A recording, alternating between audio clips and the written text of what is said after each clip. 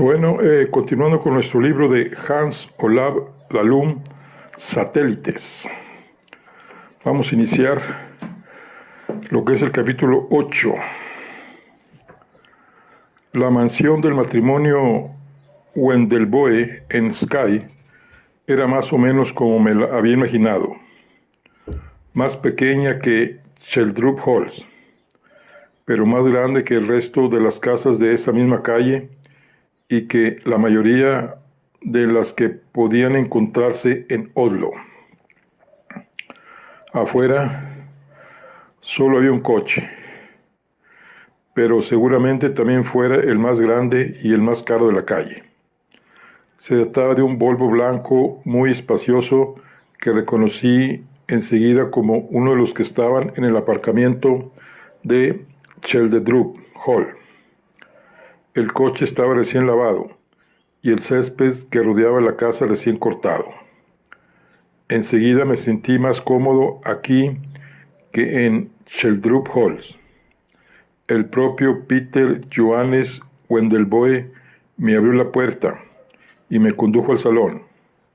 Cuando me senté en una cómoda silla a la mesa del comedor, me dijo que iría a buscar a su mujer. Le respondí que algunas de las preguntas que tenía que hacerle estaban relacionadas con la guerra y que tal vez no necesitáramos molestarla por el momento. Él asintió con la cabeza y se sentó frente a mí. Muy considerado por su parte, ese trágico caso ha hecho resurgir recuerdos que aún son muy duros para mí y para mi esposa, me dijo. Eché un vistazo rápido a mi alrededor. El salón estaba más acogedor que el de Sheldrup Halls, en parte por su menor tamaño. Alrededor de la mesa solo había 8 sillas. Sin embargo, la principal diferencia eran las fotos de familia que había colgadas en la pared. Wendelboe no sonreía en ninguna de ellas, pero retratado en pantalón corto junto a su hija y 2 nietos con senos helados parecía un abuelo corriente. Ahí también reinaba un ambiente serio. La imagen más grande de la sala era una fotografía antigua en blanco y negro de la pareja, cuando eran jóvenes. Junto a Ole Christian Wig, la señora Wendelboe estaba agarrada del brazo de su marido y del de su hermano, pero se inclinaba más hacia el segundo. El señor Wendelboe siguió mi mirada y carraspeó. Mi esposa es una mujer de buen corazón y está muy unida a su único hermano. Fue una gran pérdida que ha afectado mucho su vida. Enseguida me percaté de que la pérdida también le había afectado a él, pero que prefería morirse antes que reconocerlo. Las primeras preguntas sobre los acontecimientos recientes me las respondió enseguida.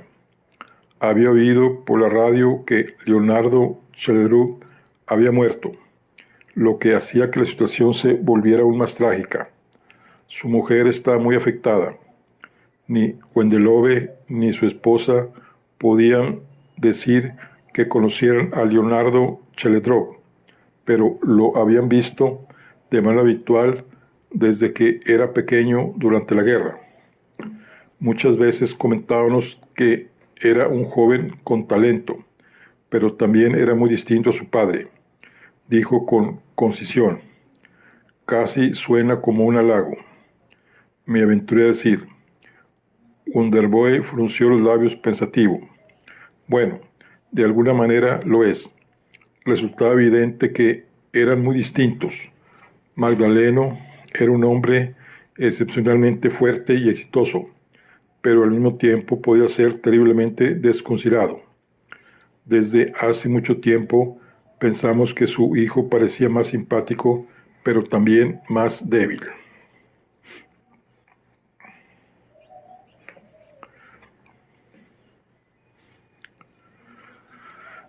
Asentí con la cabeza para animarlo a continuar. Titubeó durante un instante, pero después prosiguió. Mi mujer y yo estábamos por casualidad en la tribuna cuando ganó el Campeonato Nacional de Noruega el año pasado. Nuestro nieto mayor competía, pero no tuvo tanto éxito. Entonces comentamos que Leonardo parecía haber heredado la fuerza de voluntad de su padre.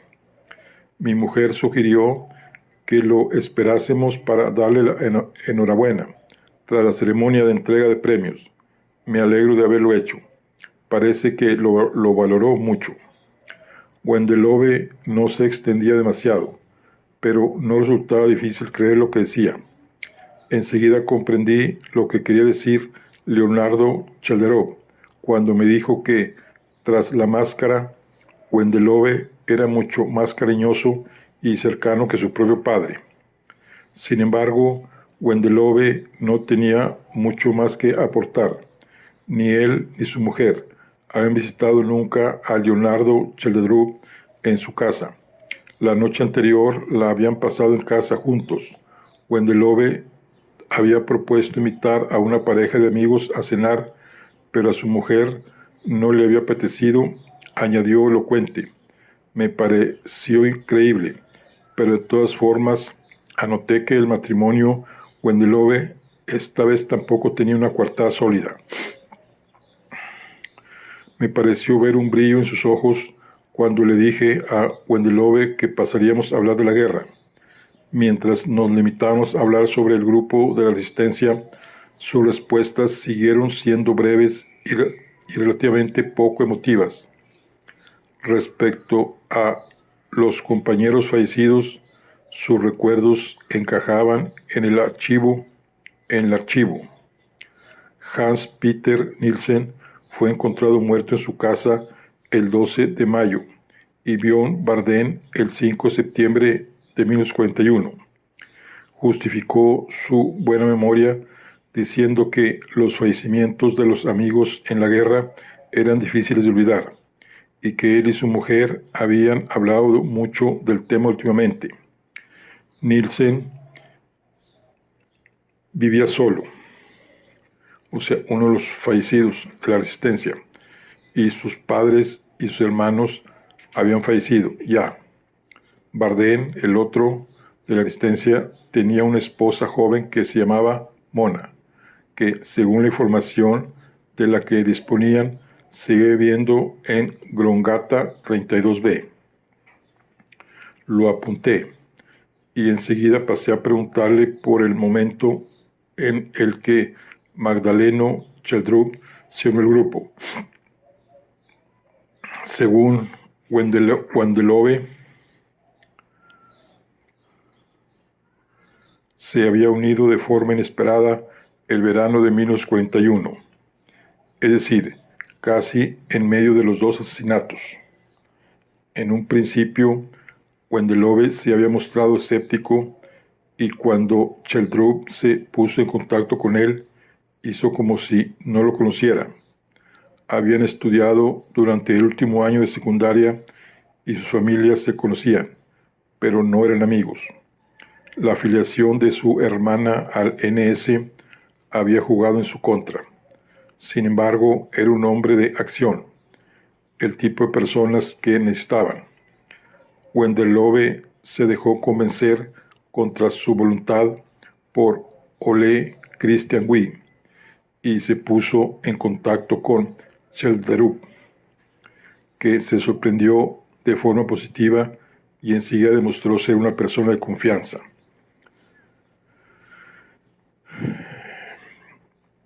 Bueno, dice, Wendelove se dejó convencer contra su voluntad por Ole Christian Wee, que es el hermano de su esposa, al que mataron también. Nos quedamos mirándonos unos segundos. Él titubeó cuando le pregunté de qué manera había demostrado Chalderov ser una persona de confianza. Me apresuré a añadir que el caso ya había prescrito y que no necesitaba nombres, pero tenía que saber qué había ocurrido, porque podría resultar relevante para la investigación y tal vez incluso arrojar luz sobre los caos de la guerra. Wendelove asintió con la cabeza a lo primero y un poco después también a lo segundo, Se inclinó hacia adelante en la silla y bajó la voz. Lo ejecutamos. Sí. Era un miembro del NS, con mucho poder y muchos contactos en el bando alemán, que temíamos que podrían suponer una amenaza tanto para nosotros como para otros miembros del bando correcto. Era responsable de muchas detenciones y varios de los arrestos habían perdido la vida o la salud en manos de los alemanes. No tenía ni mujer ni hijos. No me he arrepentido ni un solo día de esa ejecución. Solo siento que tardáramos tanto en hacerlo. Habíamos hablado del tema antes de que llegara Magdaleno. Yo estaba nervioso por si se mostraba en contra. Después de todo, se trataba de alguien con quien había estudiado y con el que tenía contacto comercial. Sin embargo, fue Magdaleno quien tomó la iniciativa. Sacó el tema por primera vez en diciembre de 1941. Recuerdo que hablamos de ello durante una comida de Navidad en casa. Y cuando se llevó a cabo la acción, Wendelove dudó por un momento, pero después prosiguió. Se llevó a cabo en primavera, alrededor de la Pascua de 1942. Le dispararon cuando salió a esquiar. Juré que nunca diría quién participó en esas acciones, pero puede que sea importante también para saber cuál fue el papel de Chartreux y si eso tuvo algo que ver en su asesinato. Tengo que preguntar si Chartreux estuvo involucrado y espero que usted pueda sentir o negar con la cabeza. Wendelove se quedó pensando unos segundos. Después asintió con un gesto breve y decidido de la cabeza. Ole Christian Wien volvió a sentir. Hans Herlofsen negó con la cabeza. Usted asintió. Me lo creí de inmediato y no vi la necesidad de seguir presionándolo, al menos no por el momento. En lugar de eso, cambié rápidamente de tema y jugué una de las cartas que me había dado Patricia.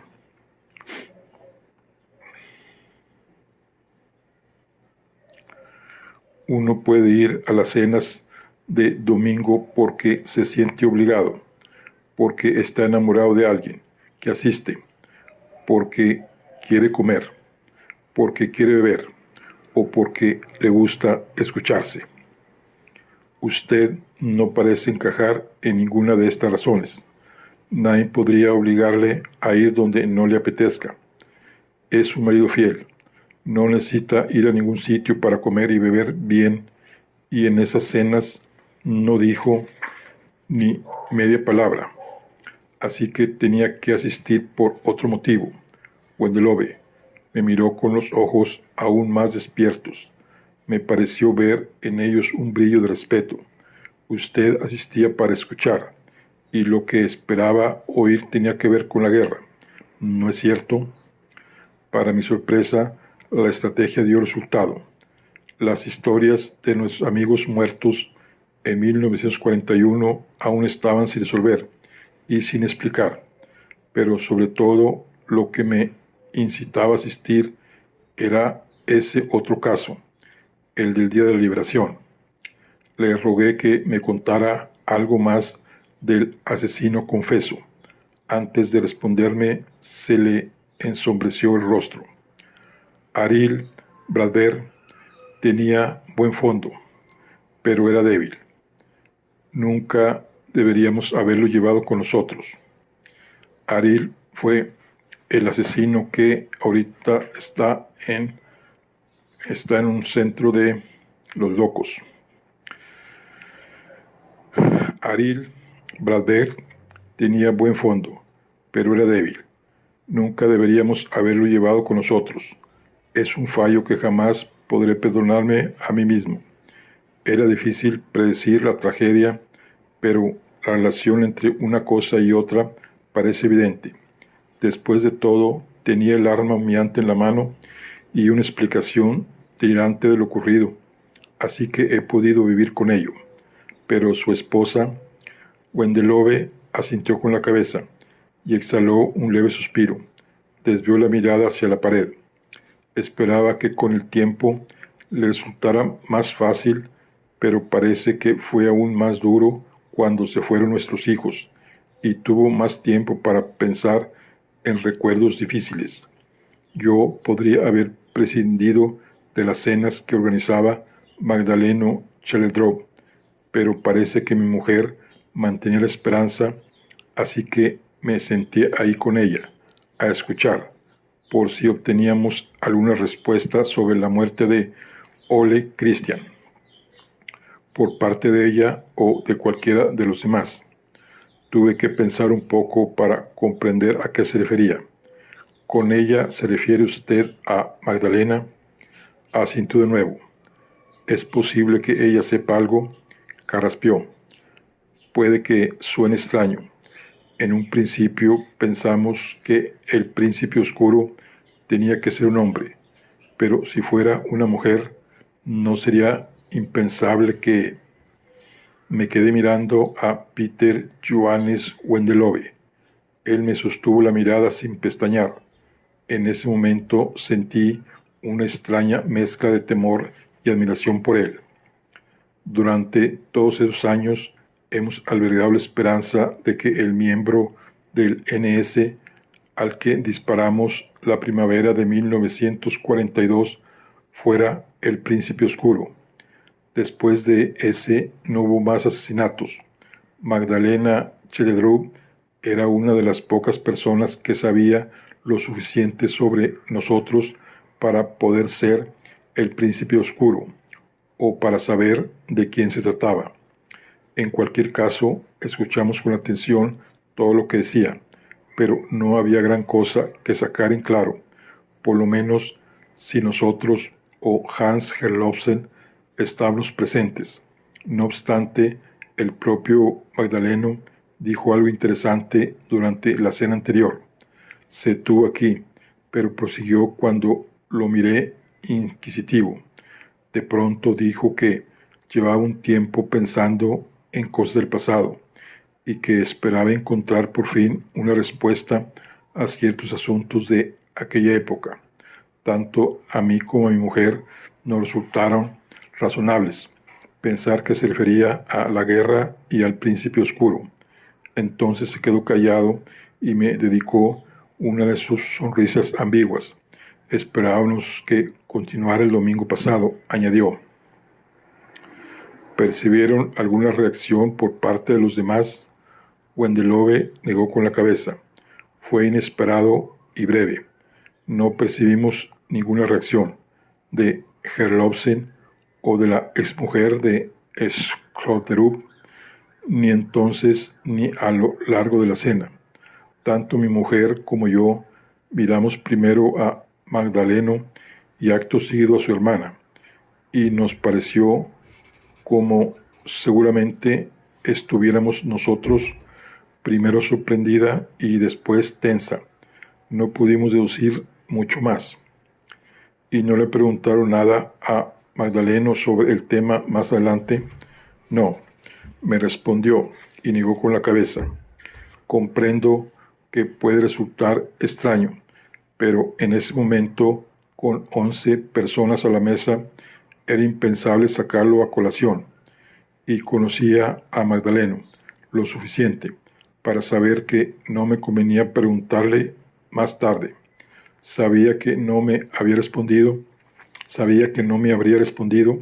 y él sabía que yo no se lo preguntaría por esa misma razón. Si Magdaleno supiera algo más sobre el príncipe oscuro y alguna cosa más de la guerra, nos lo contaría cuando y cómo le conviniera. Remontémonos al día de la liberación de 1945. Si no me equivoco, el drama tuvo lugar en la casa de un miembro del NS que había sido exterminado, ¿verdad? Wendelove asintió con la cabeza, y de nuevo me pareció percibir un brillo de admiración en su mirada. Aún así, pasaron varios segundos hasta que me atreví a continuar, y cuando por fin lo hice, estaba nervioso por ver qué me contestaba. ¿Recuerda cuándo lo ejecutaron? Wendelove asintió, pero no dijo nada. En primavera de 1942, cuando había salido a esquiar, asintió de nuevo e hizo un gesto afirmativo con la mano. Por eso fuimos a su casa el día de la liberación en 1945. Teníamos la esperanza de encontrar documentos, armas u otras cosas que pudieran confirmar que se trataba del príncipe oscuro y que era responsable de la muerte de nuestros dos amigos. Así podríamos por fin dejar atrás el caso. Pero en lugar de eso, la expedición también tuvo un trágico final, cuando perdimos a un hombre más, y esta vez se trataba de alguien a quien no podíamos permitirnos perder. Es fácil comprender que estos casos hayan afectado tanto a su vida y a la de su esposa. Imagínense que ahora, tantos años más tarde, descubriésemos algo que conectase a Magdalena Schellstrop o al propio Magdaleno con alguno de estos asesinatos. ¿Cómo reaccionó usted? Cuando levanté la mirada, estuve a punto de caerme de espaldas. Peter Johannes Wendelove se controló y se quedó sentado en la silla, con el rostro frente al mío, y me susurró en voz baja pero firme. Ahora, a diferencia de lo que sucedía durante la guerra, vivimos en un país libre y de derecho, joven. Le llamaría a usted o a otro policía, dijo, y su mirada se volvió dura y penetrante. Pero los dos primeros asesinatos ya han prescrito y el tercero está a punto de hacerlo. Imaginemos que por ese u otro motivo formal no pudiéramos abrir el caso. Entonces no sé lo que habría hecho, pero el caso es que nada de eso ha sucedido. Asentí para darle la razón. Contradecir a Peter Johannes Wendelove en su estado actual no era una opción que me tentara demasiado. Nadie ha dicho lo contrario, pero es una posibilidad que ha contemplado junto con su mujer, ¿no? Que Magdaleno Schellderup pudiera haber tenido algo que ver con los asesinatos. Asintió con la cabeza y prosiguió aún más deprisa. No creíamos que fuera posible, pero tampoco nos atrevíamos a descartar nada. Eran unos casos muy extraños y nunca se podía saber de lo que era capaz Magdaleno, pero que no era capaz de lo que era capaz Magdaleno, pero no tenemos pruebas que lo puedan relacionar con ninguno de los asesinatos y no tenemos ni idea de quién lo mató a él. ¿Alguna vez ha vuelto a ver a ese hombre perturbado de la resistencia? Ariel Brader negó convencido con la cabeza. Nunca. Fui un día al juicio, después de la guerra, y me causó una impresión pésima, que reforzó mi convencimiento de que tenía que ser él quien había matado a mi cuñado. No lo he vuelto a ver desde entonces, y tampoco he tenido ganas de verle. Habló con intensidad y convencimiento. Me creí lo que me decía y él se dio cuenta. De repente volvíamos a encontrarnos en un ambiente casi amistoso. 2 minutos más tarde le agradecí la ayuda y me levanté del asiento. Cuando me acompañó a la puerta, Wendelove volvía a ser la misma persona relajada y controlada de siempre. Me caía mejor ahora que cuando llegué, pero al mismo tiempo había podido vislumbrar al otro Peter Johann Wendelove, el que en otro tiempo había tomado decisiones sobre la vida y la muerte y se había ocupado de que se llevaran a cabo. En un instante comprendí lo que quería decir la gente cuando afirmaba que Peter Johannes Wendelove era tal vez la única persona a la que Magdaleno Schellderup temía. Por otra parte, seguía sin creer que Wendelove hubiera matado a Magdaleno Schellderup, y menos aún que tuviera algo que ver con la muerte de su hijo. Pero si alguna vez llegué a dudar de que en determinadas circunstancias pudiera matar a alguien, había dejado de hacerlo. Nos dimos un apretón de manos en la puerta. Me resultó amistoso, pero al mismo tiempo me sorprendió su firmeza.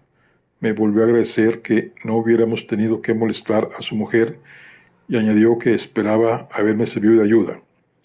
Justo cuando Wendelove me estaba abriendo la puerta de la calle, se me ocurrió una pregunta que podía ser de interés. Por cierto, ¿sabe usted cómo se llamaba el prometido de Magdalena Chelderov, el que rompió su compromiso con ella en otoño de 1940? Wendelove se detuvo en medio de un movimiento y se me quedó mirando unos segundos. Sí, en su día llegué a conocer bastante bien al prometido de Magdalena Chelderov. Murió hace ya muchos años. Asentí con la cabeza, pero no entendí qué tenía que ver una cosa con la otra. Me gustaría saber cómo se llamaba antes de marcharme. Asintió casi aliviado, según me dio la impresión. El prometido de Magdalena Chelderov se llamaba Hans Peters Nielsen. Era un hombre extraordinariamente extraordinario. Bueno, que se merecía algo mejor, dijo Peter Johannes Wendelove, con concisión y firmeza. Después me abrió la puerta. Ya en la escalera le dije que tal vez tuviera que hablar también con Mona Bardén. Enseguida me respondió que le parecía una buena idea, pero que quizá debería hablar primero con Magdalena Chelderov. Le di la razón, pero no le dije que había una tercera mujer con la que tenía que hablar antes que nada. Estaba impaciente por saber qué opinaría Patricia de todo esto. Bueno, entonces el prometido de Magdalena Chelderov se llamaba Hans Peter Nielsen. Entonces vamos a hablar con Patricia.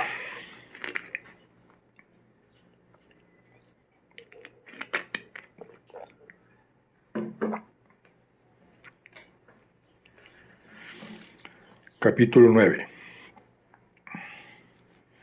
Ya en el despacho recibí las pruebas provisionales del apartamento de Leonardo Chelderov. El forense estaba seguro de que la causa de la muerte había sido el disparo que le atravesaba la cabeza, ejecutado desde menos de 1 metro de distancia. El momento de la muerte estaba menos claro, pero creía que podía afirmar con un 90% de seguridad que el disparo había tenido lugar antes de las 12:30 y en un 100% antes de las 12. El experto en balística añadió que la bala de la cabeza de Leonardo Chelderov sin duda había salido del revólver que estaba en la puerta. El informe del apartamento no era especialmente revelador, por lo que no me dio demasiados ánimos. No se encontraron huellas en el arma homicida. Con eso, junto con la ubicación del arma en otra habitación, se podían descartar todas las teorías que pudieran apuntar al suicidio. Por el momento, en el salón y el dormitorio solo se habían encontrado huellas de 2 personas. Una de ellas era, como es natural, del difunto Leonardo Chelderov. La otra, de quien se había encontrado huellas tanto en la cama como en el sofá, no encajaban con ninguno de los 9 sospechosos supervivientes. Con esto tuve que reconocerme a mí mismo que la teoría de que Yvonne Jensen hubiera estado de visita en la cama de Leonardo Chelderov se desmontaba como un castillo de naipes. No es que albergara grandes esperanzas de que fueran a encontrar algo decisivo para la investigación, pero pedí que analizaran el resto de habitaciones y que comparasen las nuevas huellas con las que teníamos registradas en los archivos. Lo primero les llevaría un día y lo segundo posiblemente más. El reloj aún marcaban las 3. A falta de más pruebas del asesinato de Leonardo Chelderú, pensé en las preguntas que me había planteado Patricia sobre su padre. Descubrir quién era el médico de Magdaleno Chelderú me resultó tan sencillo como encontrar su teléfono. Conseguí ambas cosas en una brevísima conversación telefónica con Sandra Chelderú. Contactar con el médico, sin embargo, no fue tan fácil. Primero y durante 10 minutos comunicaba y después, cuando me respondieron, empezaron los problemas. Me llevó unos 5 minutos convencer a la necia de la enfermera que yo era el inspector jefe.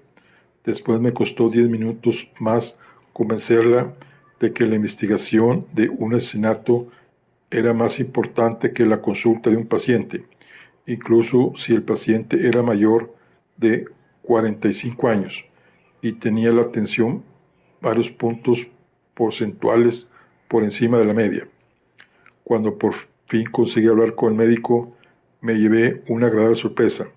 Sus respuestas me resultaron tan poco burocráticas y tan informativas que casi le perdono el tiempo de espera y la necedad de la enfermera. Sí, había sido el médico de cabecera de Magdaleno Chelderú durante años, 21 años para ser exactos. Sí, Chelderú estaba en general en buena forma física y mental. Sí, el año anterior había tenido un problema algo dramático de salud. El 8 de julio de 1968, para ser más exactos, el médico se había apuntado la fecha en parte porque se trataba de su paciente más ilustre y en parte porque era la primera vez que un paciente sufría un infarto en la sala de espera. La enfermera había entrado a buscarlo cuando se dio cuenta de que Chelderú estaba inmóvil y con los ojos cerrados en un asiento de la sala de espera, murmurando palabras casi incomprensibles. Se hicieron cargo de él de inmediato, y no fue una situación de vida o muerte. Chelderú abandonó el hospital un par de horas más tarde, por propia voluntad. Sin embargo, el infarto había descubierto una grave dolencia cardíaca. Eso significaba que a Chelderú no le quedaría más de 2 o 3 años de vida y que aumentaba el riesgo de que pudiera sufrir otro infarto aún más fuerte a lo largo de los 12 o 16 meses siguientes. El médico nunca había visto a un paciente tomarse una noticia tan grave con tanta calma como Magdaleno Chelderú. Más adelante asistió a controles rutinarios, pero no hacía preguntas ni comentaba cómo se sentía al respecto. Chelderú no le llegó a decir si le había contado a alguien lo de su enfermedad, pero a su médico le daba la impresión de que se lo había guardado para sí mismo. Por fin le pregunté al médico qué tanta ayuda me estaba prestando, si había oído lo que había dicho Magdaleno Chelderú cuando estaba inconsciente después del infarto. El médico me dijo con una sonrisa maliciosa que esa era una pregunta que también le había hecho al propio Magdaleno Chelderú. Solo podía decirme lo mismo que le había respondido a él horas después del infarto, que lo único que tenía sentido entre un montón de palabras incomprensibles era un nombre, Ivone. Chelderú le respondió con picardía que no estaba muy bien eso de haber nombrado a la secretaria antes que a su mujer, pero que por suerte no había revelado ningún secreto importante. Patricia volvía a tener razón. El verano de 1968 había ocurrido algo dramático en la vida de Magdaleno Chelderú, que aclaraba los cambios en el primer testamento. Sin embargo, yo aún no tenía clara la relación que podía tener todo eso con su asesinato en mayo de 1969. Mis consideraciones sobre los caos de la guerra se vieron interrumpidos de repente cuando alguien llamó a la puerta. Un agente sin aliento había venido corriendo a informarme de que habían llamado del Ministerio de Exteriores. El ministro Jonas Lick saldría de viaje a Europa del Este el día siguiente, temprano, pero podía dedicar un tiempo a hablar conmigo esa misma tarde, si acudía de inmediato.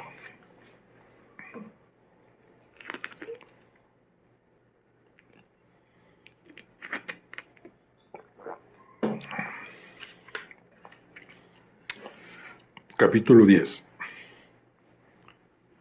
El ministro de Exteriores, Jonas Lick, era más bajito de lo que parecía en la televisión, pero por lo demás era casi tal como me lo había esperado. El antiguo miembro de la Resistencia y primer ministro era menudo, pero fornido, y ya empezaba a encanecer. Aún conservaba la mirada intensa, la voz dinámica y la mano firme, como demostró al saludarme con un apretón de manos. Sentado frente al enorme escritorio de su despacho, con un traje gris, Jonas Lick irradiaba la calma y dignidad que cabía esperar de un ministro de Exteriores.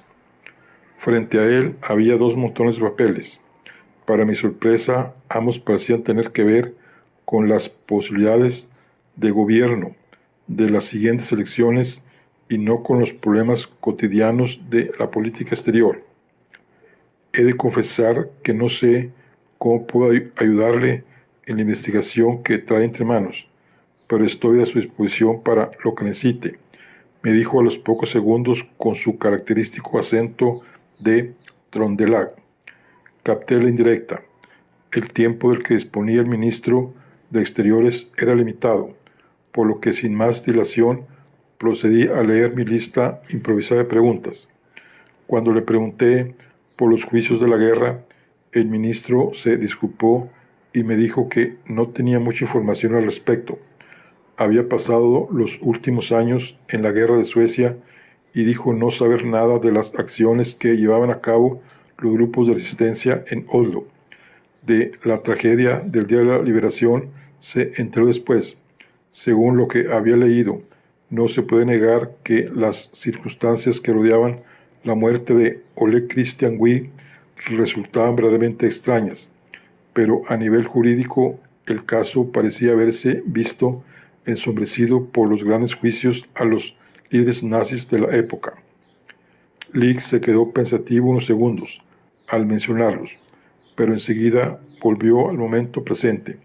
Concluyó muy serio diciendo que, por desgracia, no puede ayudarme más con el tema de la guerra. Tampoco después se había encontrado varias veces con Magdaleno Selletrud y con Peter Johannes Wendelove, pero no conocía bien a ninguno de los dos y nunca había hablado de los temas de la guerra con ellos. En ese momento, Selletrud estaba más centrado en la Guerra Fría y las medidas preventivas de cara a una posible invasión soviética. Además, después de la década de 1950, dedicaba más tiempo a prepararse para distintos escenarios futuros que a recordar el pasado. Johan Lick se mostró más animado y participativo cuando empezamos a hablar del grupo parlamentario conservador durante los años que siguieron a la guerra. De hecho, me llamó la atención lo informal que era, sobre todo teniendo en cuenta que ahí estaba activo en la política de alto nivel. Señaló con una risa irónica que Magdaleno Selletrud le parecía más inteligente de lo normal y también más perceptivo, más conservador y más cínico que la media, incluso para un representante parlamentario conservador de la zona de Akershus u Oslo. Me permití preguntarle por qué había sido entonces tan corta la carrera política de Selletrud. Lick me dijo con una sonrisa que el problema tal vez radicara precisamente en lo perceptivo que era. Estaba claro que su prioridad era mantener una posición de poder, pero era lo suficientemente realista para ver que a los conservadores les quedaban muchos años para llegar a formar gobierno. Cuando dimitió en 1953 tenía 54 años y prefirió concentrarse en su exitoso negocio. No hablar de la guerra en presencia de Magdaleno Chelletrú, a menos que fuera estrictamente necesario, se había convertido en una costumbre, pero el juicio de 1945 salía a colación a menudo cuando él no estaba presente.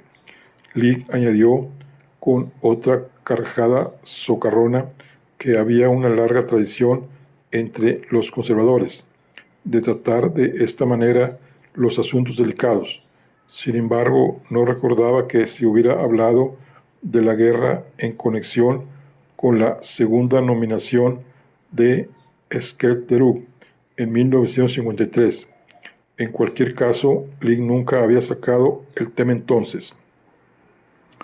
Aún sincero y divertido, el ministro de Exteriores añadió que no había lamentado la decisión de Chelletrú de no presentarse a unas nuevas elecciones. Necesitábamos una coalición ciudadana, y él no era de los que podían facilitarla. Era demasiado conservador para la gente de izquierda y demasiado urbano para el partido de los agricultores.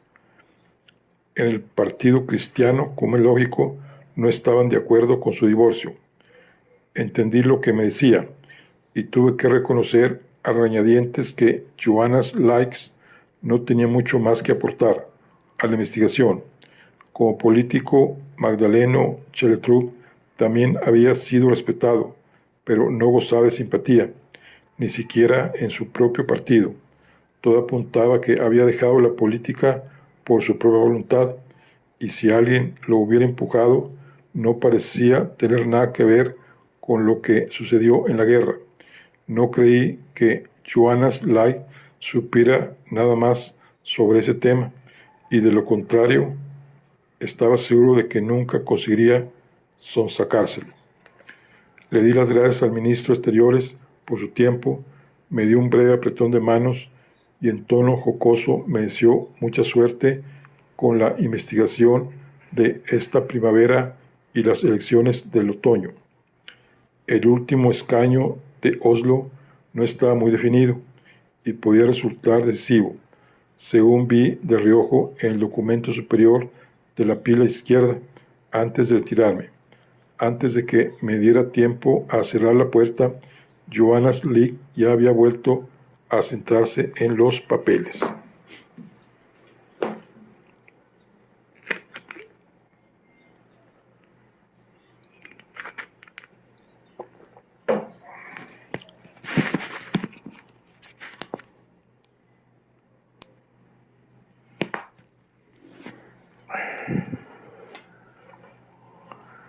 Capítulo 11.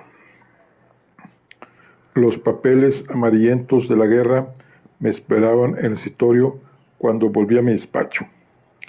Según esos documentos, el miembro del NS que Magdaleno Chelletrú y Ole Christian Wiig habían visitado el día de la liberación de 1945 se llamaba Jens Rune Meijer.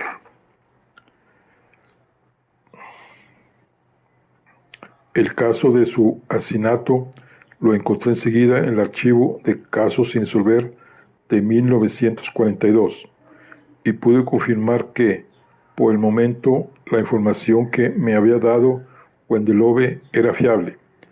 Jens Rune Meijer había muerto de un disparo cuando salió a esquiar durante la semana de Pascua de 1942. Todo apuntaba a que se había tratado de una acción premeditada. La policía había encontrado las huellas de varios perpetradores que al parecer conocían muy bien el itinerario que iba a seguir Meijer y lo habían esperado en un claro del bosque. Las huellas de los esquíes conducían a un aparcamiento y aunque se habían invertido muchos recursos en el caso, no se habían encontrado las pistas suficientes para poder avanzar en la investigación. Jens Rune Meyer estaba soltero. Era un jurista de 32 años que vivía en Kolsås, ciudadano noruego de buena familia, pero de abuelo y apellido alemanes. Parecía tratarse de un hombre en quien el NS y los poderes de ocupación tenían puestas muchas esperanzas, y se rumoreaba que se había barajeado su nombre para formar parte del gobierno de Quisling. Jens Rune Meyer me observaba sombrío desde una foto de carné en blanco y negro tomada en otoño de 1941, y también desde la portada que había dedicado al atentado el periódico del NS Fries Falls. Me quedé unos minutos mirándolo a los ojos sin encontrar la respuesta de si había sido el príncipe oscuro. El día de la liberación de 1945 no se encontró ningún arma que pudiera parecerse a la desaparecida pistola Walter de calibre 9x19. El paradero de esa arma era otra de las cosas que me preguntaba mientras redactaba el breve informe diario para el comisario. El informe no era el mejor, ni en cuanto a la forma, ni en cuanto al contenido. No pude dejar de pensar en qué deduciría Patricia a partir de la nueva información sobre el caso. Al final, dejé a un lado el informe y me dirigí a su casa un cuarto de hora antes de lo acordado.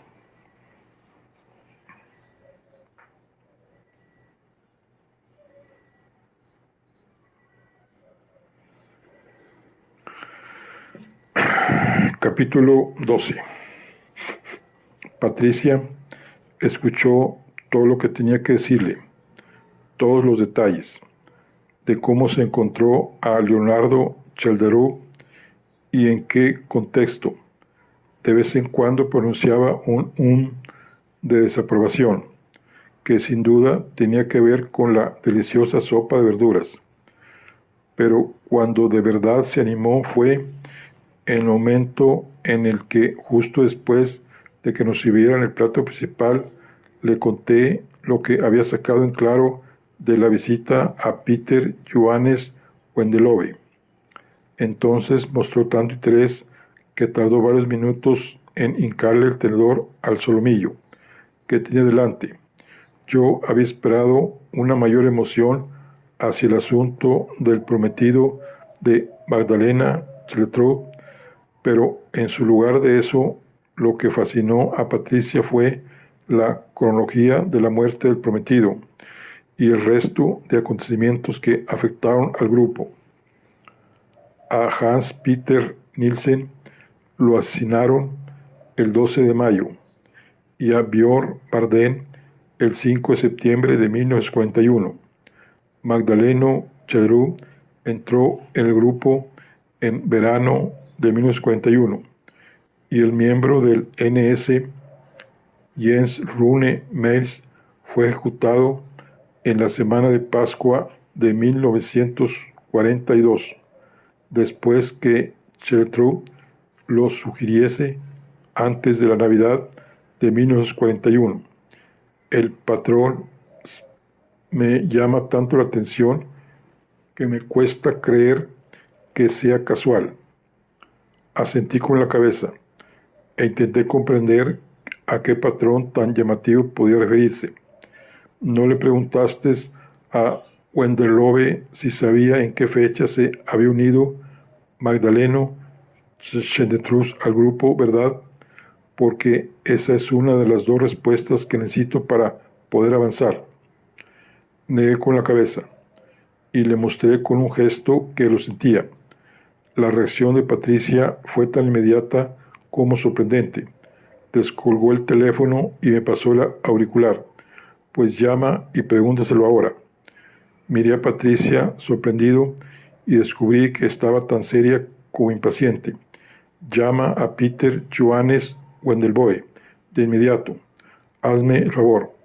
Es muy importante, puede que decisivo para comprobar si mi teoría tiene o no sentido, y si lo tiene, habremos avanzado un buen trecho. No me convencía demasiado la idea de llamar a Wendelove desde casa de Patricia a esas horas de la noche, así que intenté ganar algo de tiempo. ¿Cuándo debería haberse unido al grupo Chellestrup para que tu teoría se confirmase? Patricia me respondió sin pestañear. Si tuviera que decir una fecha, diría el 23, 24, 25 de junio de 1941. Cualquier momento de las siguientes 2 o 3 semanas también podría encajar. Si Wendelove está seguro de que Magdaleno Chellerup se unió antes al grupo, mi teoría en principio tan atractiva se desmoronaría.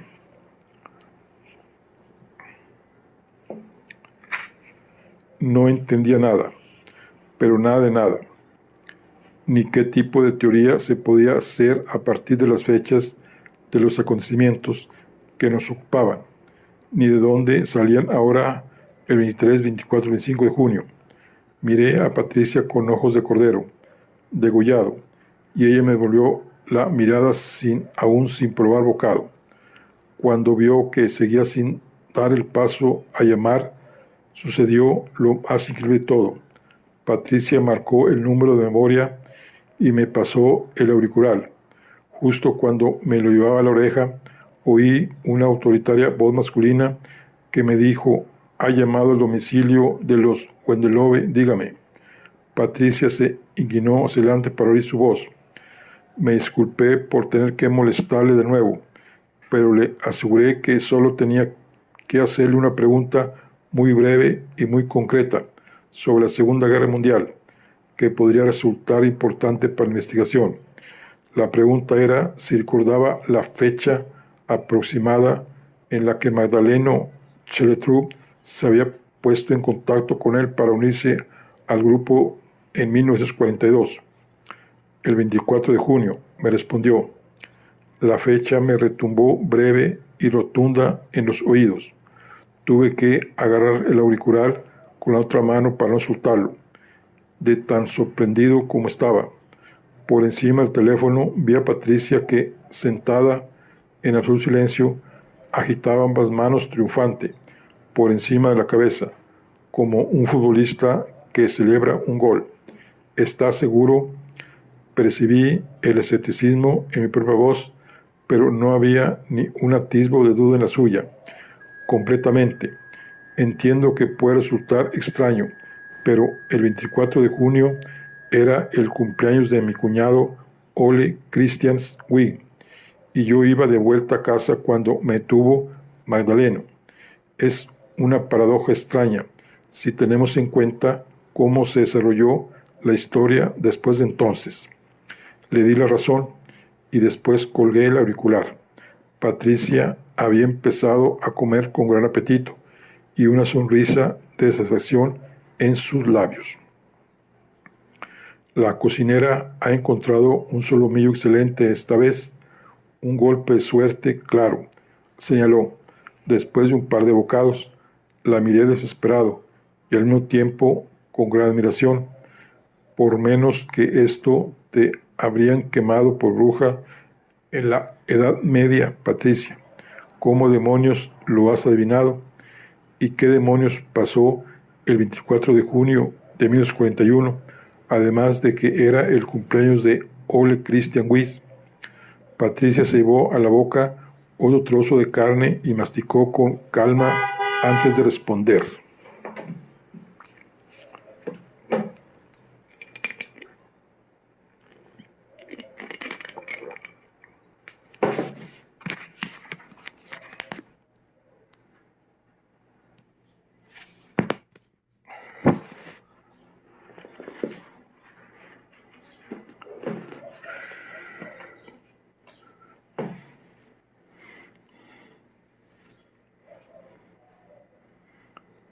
Patricia se llevó a la boca otro trozo de carne y masticó con calma antes de responder.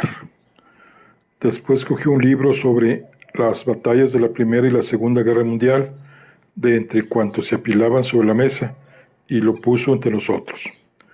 Por suerte, no se trata de la Edad Media, sino de la Segunda Guerra Mundial. El 23, 24 y 25 de junio de 1941 no ocurrió nada especial. Sin embargo, el 22 de junio de 1941 sucedió algo dramático. Seguro que has oído hablar de ello. El nombre en clave fue Operación Barbarroja. Maldije para mis adentros mi falta de interés en la asignatura de historia del instituto y le hice un gesto impaciente con la mano para que prosiguiera. Alemania invadió la Unión Soviética, amigo, la ofensiva militar de mayor envergadura de la historia.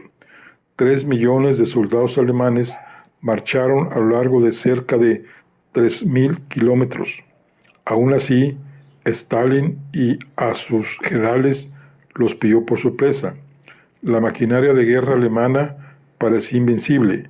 Sin embargo, algunos hombres inteligentes y con visión de futuro de distintos lugares del mundo parecieron comprender de inmediato lo que estaba a punto de ocurrir, que Alemania iba a intentar abarcar demasiado y que el primer golpe se lo daría la gran población de la Unión Soviética y sus fríos inviernos. Uno de esos hombres fue Magdaleno Schjelderup de Gyärsene, Noruega, que en cuanto se le presentó la oportunidad, un par de días más tarde, se afilió al bando que creía que ganaría la guerra. Patricia comió un par de bocados más, lo saboreó con gusto y prosiguió más satisfecha consigo misma de lo habitual. Más tarde, la balanza de recursos de la guerra se inclinó a favor de los aliados, cuando Estados Unidos se vio obligado a tomar partido después del ataque a Pearl Harbor el 7 de diciembre de 1941. De nuevo, un gran éxito militar que al mismo tiempo fue un tremendo error de las fuerzas del eje. Poco después, Schjelderup se volvió a poner en contacto con Wenderlove en Oslo, esta vez para sugerirle que ejecutara a un miembro del NS, que sospechaban que podía tratarse del Príncipe Oscuro. La cronología entre el desarrollo de la guerra y los movimientos de Schjelderup en Oslo resulta muy llamativa. Pero ¿era ese tal Jens Rune Meyer el Príncipe Oscuro? Patricia negó con la cabeza, pero se tomó su tiempo y se llevó un nuevo trozo de carne a la boca antes de seguir. De repente su apetito era voraz. Ahora estamos en un terreno más pantanoso, pero muchas cosas encajarían si Jens Rune Meyer no hubiera muerto por ser el Príncipe Oscuro, sino por saber de quién se trataba, sobre todo si mi teoría sobre la identidad del Príncipe Oscuro es correcta.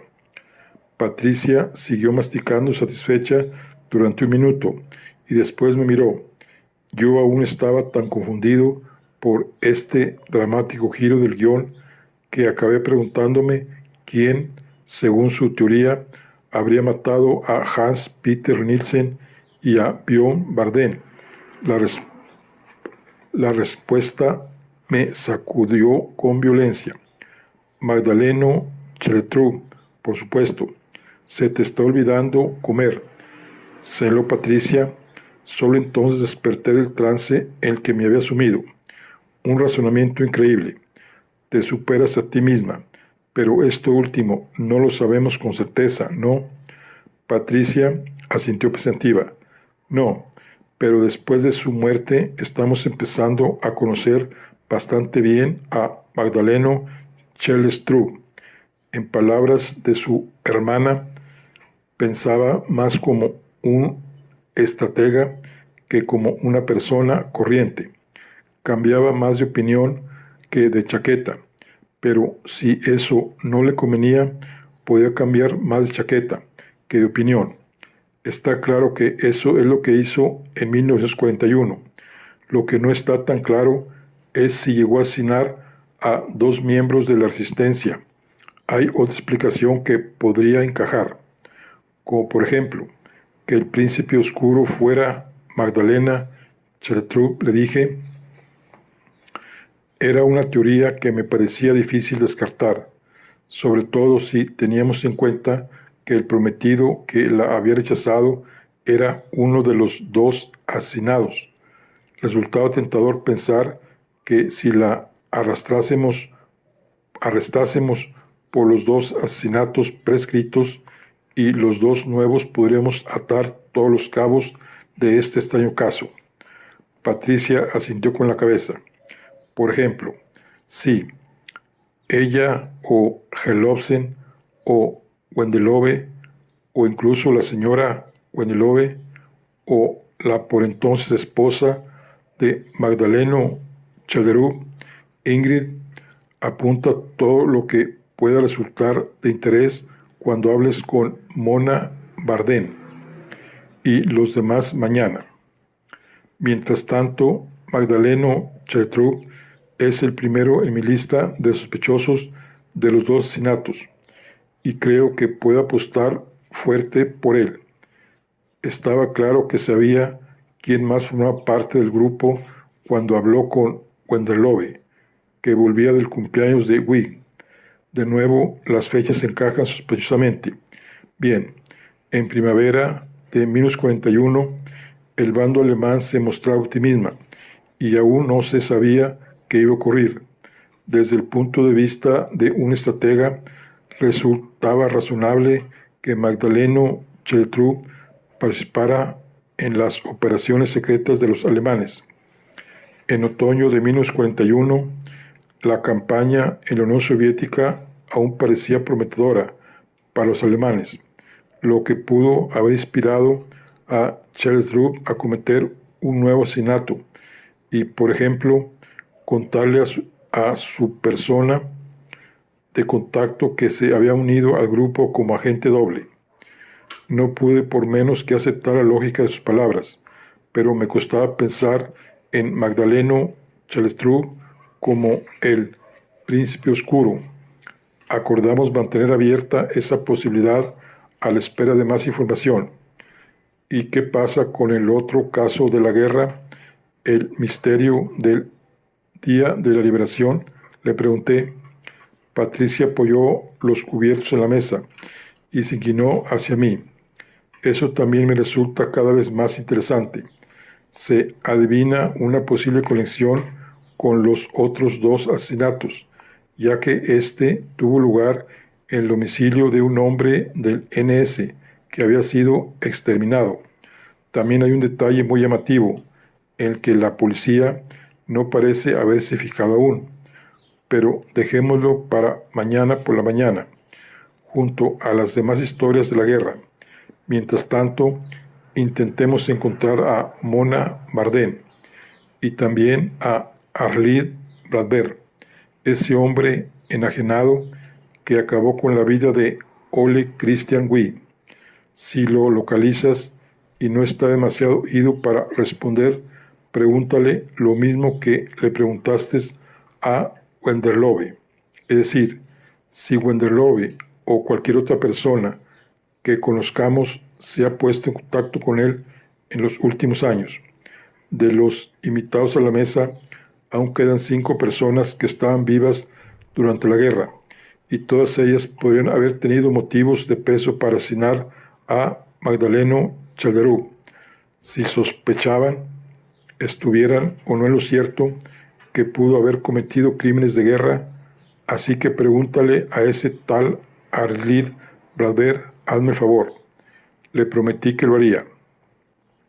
Pero entonces, ¿qué pasa con el asesinato de Leonardo Cheltrup? Patricia exhaló un suspiro. Es inevitable hacerlo, pero me da pena tener que sacar ese tema ahora que estamos tan a gusto. Creo que estamos más cerca de encontrar la respuesta de lo que sucedió durante la guerra y con el asesinato de Magdaleno Cheltrup, que la del misterio que rodea la muerte de Leonardo Chellestrup.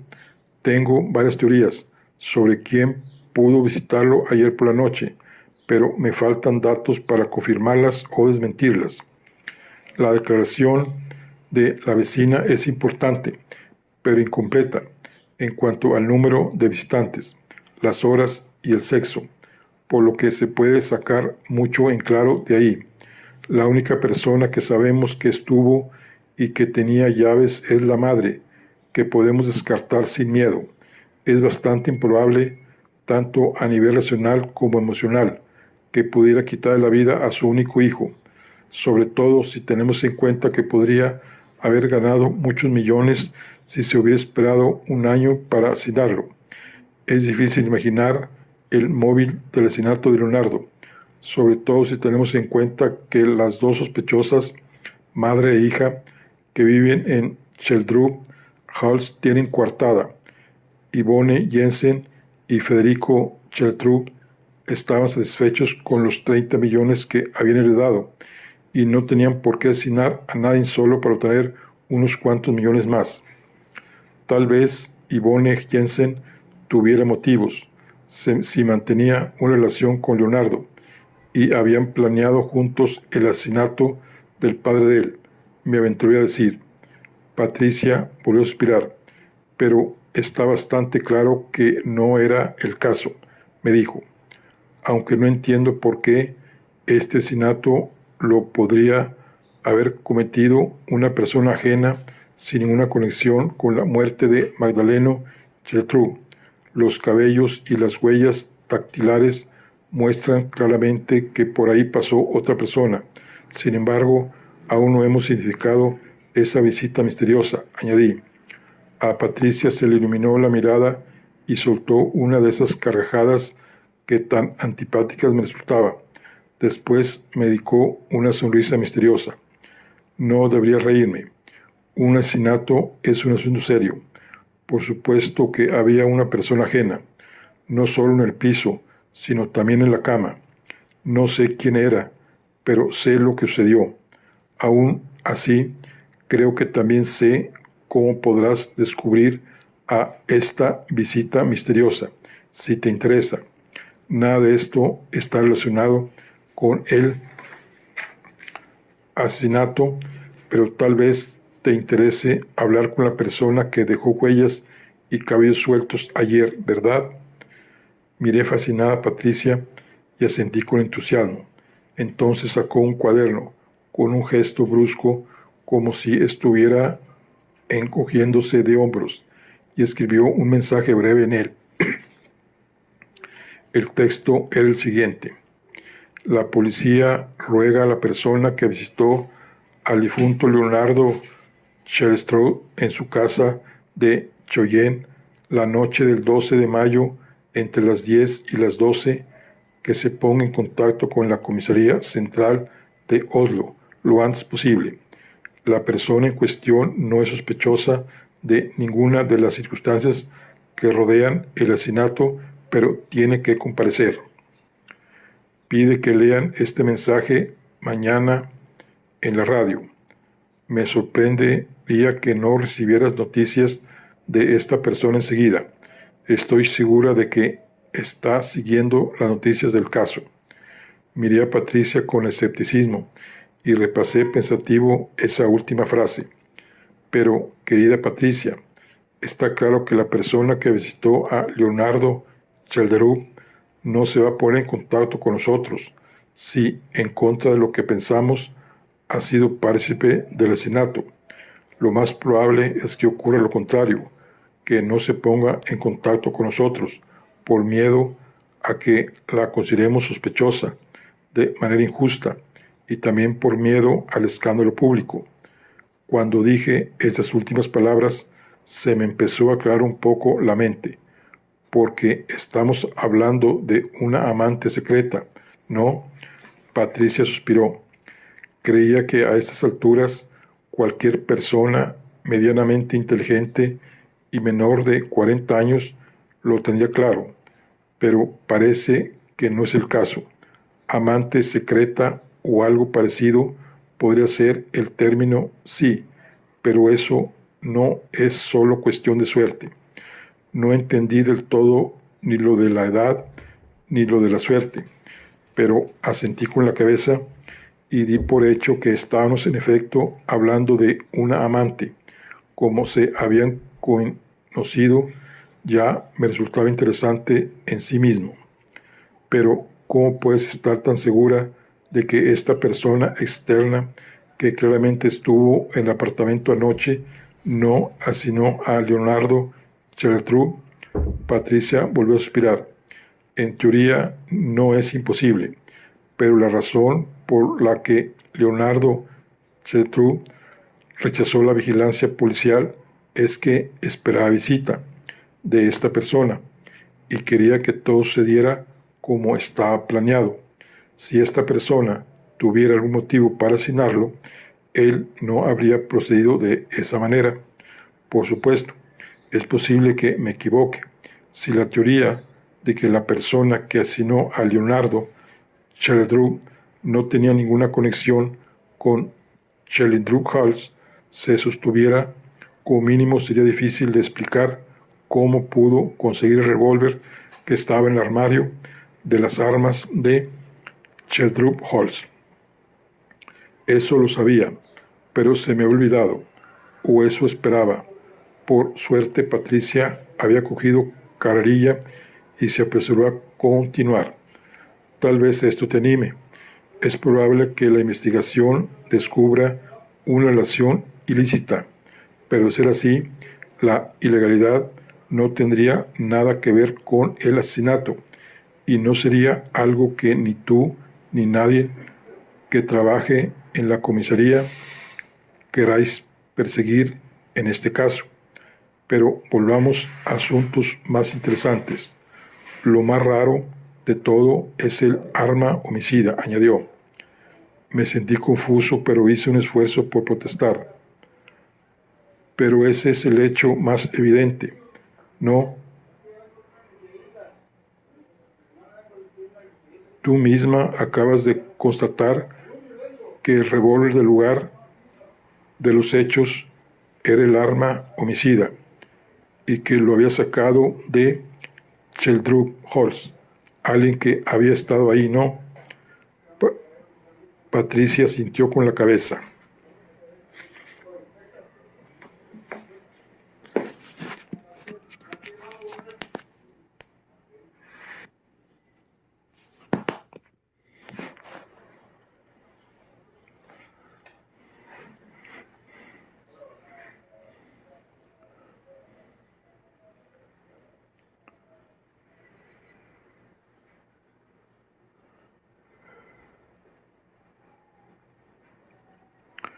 Hasta ahí todo correcto, pero ¿por qué demonios dejaría el asesino el arma junto a la puerta? ¿Puedes darme una razón convincente?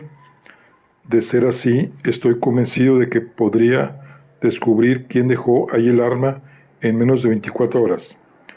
Por desgracia, no pude darle la razón que me pedía.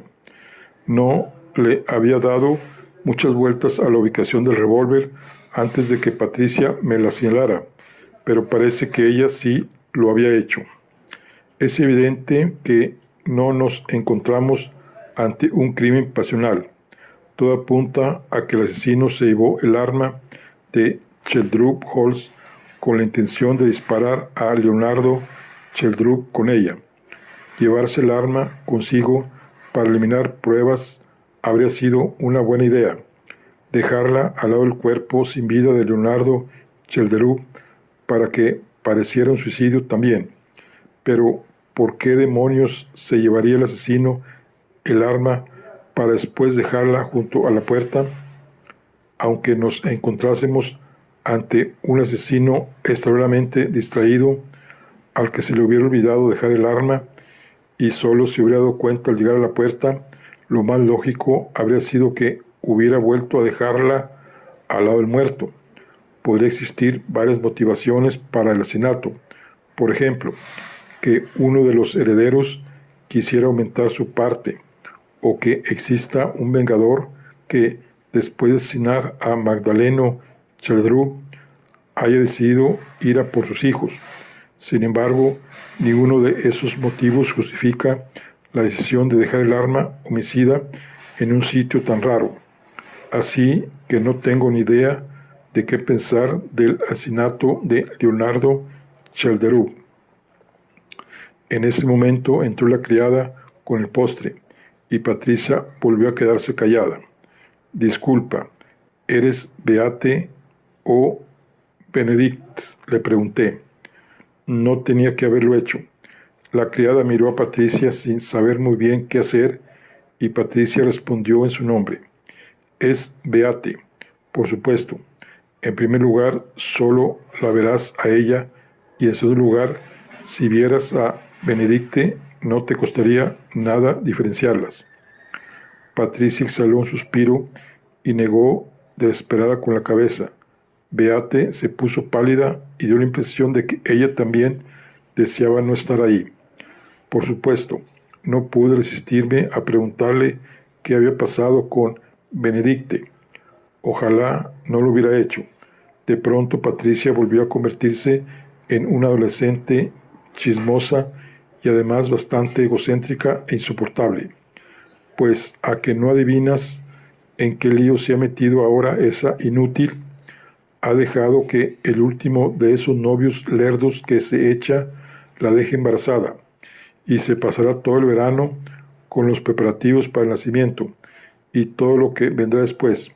Se podría decir que Dios los junta y ellos se crían. El caso es que al final las que cargamos con las consecuencias somos nosotras. Beate tiene que trabajar todo el verano y yo recibo un servicio que deja bastante que desear. A veces no estaba seguro de si Patricia hablaba en serio o bromeaba, y esta era una de esas veces. Me quedé esperando una carcajada que nunca llegó. Patricia se calmó un poco y se disculpó por el arrebato, pero parecía más enfadada que irónica cuando añadió lo siguiente. Me viene muy mal todo esto justo antes del verano, y nunca he soportado a los niños pequeños, ni cuando yo misma lo era. Para esta familia, tener un coeficiente intelectual excesivo nunca ha sido un problema. Beate es un poco más inteligente que su hermana, espero, aunque no sepa lo que es el coeficiente intelectual. Beate se puso aún más pálida que antes y se retiró deprisa en cuando consiguió apilar los platos. A veces me preguntaba si Patricia hablaba en serio, pero tenía claro que podía ser tremendamente cruel, y ese era una de esas veces. Pero en este punto tan crítico de la investigación, tal vez no fuera adecuado sacar el tema, así que me tomé este episodio como un ejemplo más de la egocéntrica que podía llegar a ser Patricia, y lo vulnerable que podía volverse cuando algo amenazaba el orden de su universo secreto. Para aliviar la tensión del ambiente le pregunté cómo podía saberse el número de los Wendeleus de memoria. He memorizado los números de todas las personas involucradas. No te preocupes, te dejaré que te ocupes tú solo de ponerte en contacto con ellos. Pero siempre he tenido facilidad para recordar cifras y sabérmelas de memoria puede resultar práctico, como ya hemos podido comprobar. En eso también tuve que darle la razón.